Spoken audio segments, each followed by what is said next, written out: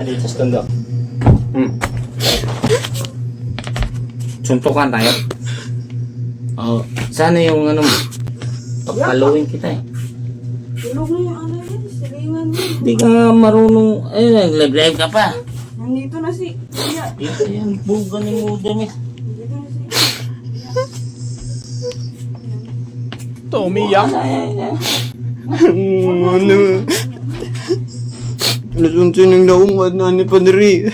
Naguluro. Dora. Anong si Dora? Namatay na si Dora.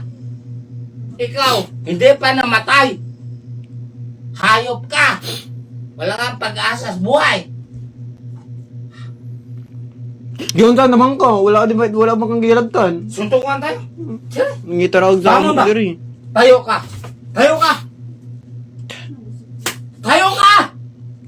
Kung talagang totoo kang lalaki. Hayop ka. Putang ina mo. Suntukan tayo. Puro ka ngaw-ngaw.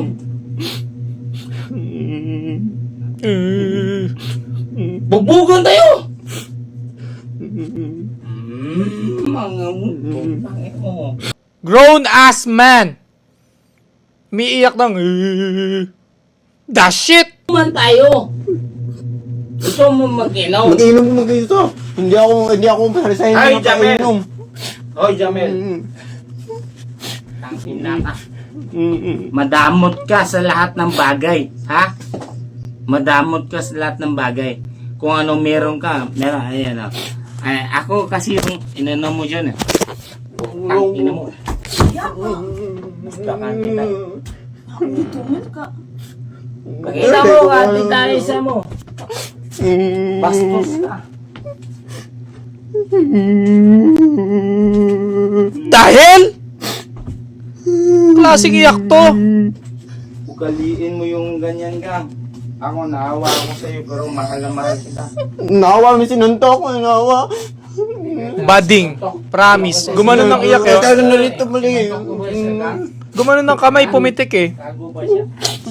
Bayan? Tingnan mo na na video.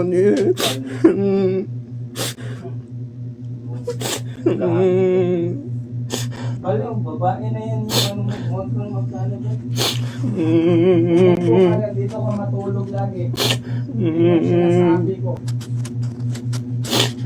Huwag kang ano yan, kasi pag kukuha niya dyan ng lalaki, naniwala ka sa akin ako lalaki.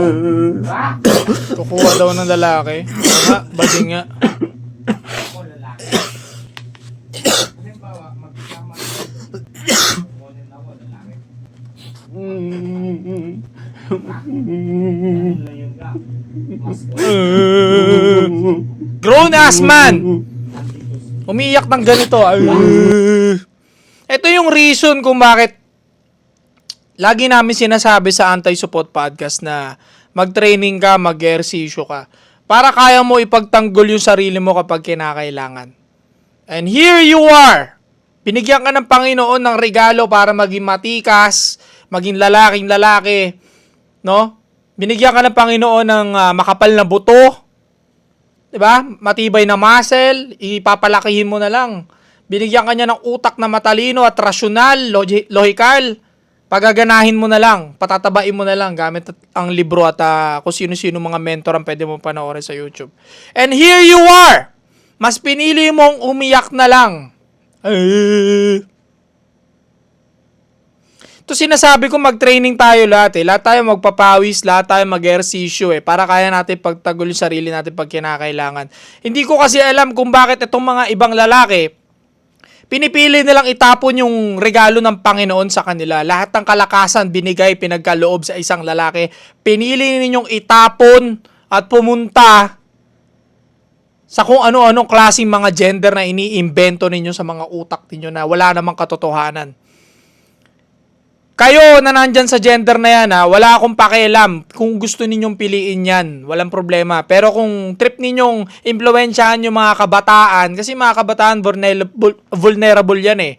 Kaya wala naman talagang sinisilang na ganyang gender eh. Ini-impluwensyahan yan. Na Nabubuo yan dahil sa mga araw-araw na nakikita nila at ginagaya nila nung bata hanggang sa nakakasanayan nila at lumalaki silang bading, feminine.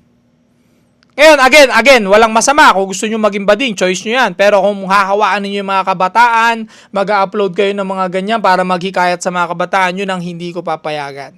At pangalawa, hindi ko kinakampihan yung lalaki ng bully. Hindi ko alam kung kuya niya yun o papa niya yun. Hindi ko kinakampihan yun.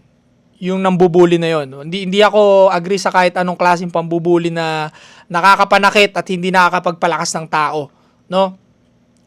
Pero hindi rin ako agree sa mga lalaki hindi kayang ipagtanggol yung sarili nila kapag kinakailangan. Hindi ka naman tinututukan ng weapon eh. Hindi ka naman tinututukan ng hindi mo kaya. Mano-mano yan. Inaamon ka niya. Suntukan daw kayo. Ibig sabihin, mano-mano yan. Basagan ng mukha yan. Lalaki sa lalaki yan. Pwede. Diba? Pwede. Hiningi niya eh. Kahit kuya mo yan. Kahit sabihin natin kapatid mo yan. Kahit tito mo yan. Hiningi niya. Binabatok-batukan ka na. Hinihingi niya yung suntukan. Ibigay mo, 'di ba? Well, hindi mo maibigay kasi nga may pinili kang kasarian na kung saan kailangan mo maging feminine. Anong klase 'yan? Sinasayang ninyo yung regalo ng Panginoon. Ha? Sinasayang ninyo.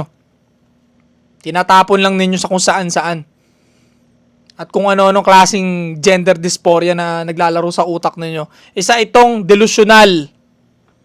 Isa itong malaking delusyon. Stay cold.